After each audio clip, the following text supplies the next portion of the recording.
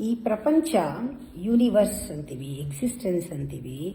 ಅದರ ಒಂದು ಪ್ರತಿಕ್ರಿಯೆ ಏನಿದೆ, ನಮಗೆ ಅದು ಪ್ರತಿಕ್ರಿಯಿಸುತ್ತಲ್ಲ, ಆ ಪ್ರತಿಸ್ಪಂದನ ಏನಿದೆ, ಅದೇ ನಿಜವಾದ ಆಕರ್ಷಣ ಶಕ್ತಿಗಳು. ಅದಕ್ಕೆ ನಾವು ನಮ್ಮ ಒಳ್ಳೆ ಕ್ರಿಯೆ, ಕರ್ಮಗಳು, ಒಳ್ಳೆ ಭಾವನೆ, ಒಳ್ಳೆ ಯೋಚನೆ ನಾವು ಪ್ರಪಂಚಕ್ಕೆ ಬಿಟ್ಟರೆ ಅದೇ ವಾಪಸ್ ಬರುತ್ತೆ.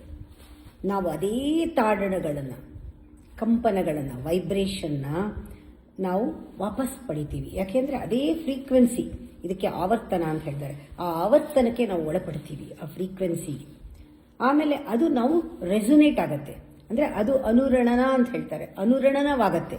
ಆವರ್ತನಕ್ಕೆ ಅನುರಣವಾಗುವುದು ಅಂತ ಹೇಳ್ತಾರೆ. ಆ ರೀತಿ ಅದು ತನ್ನಷ್ಟಕ್ಕೆ ವಾಪಸ್ ಬರೋದು ಆಕರ್ಷಣಾ ಶಕ್ತಿಗಳು.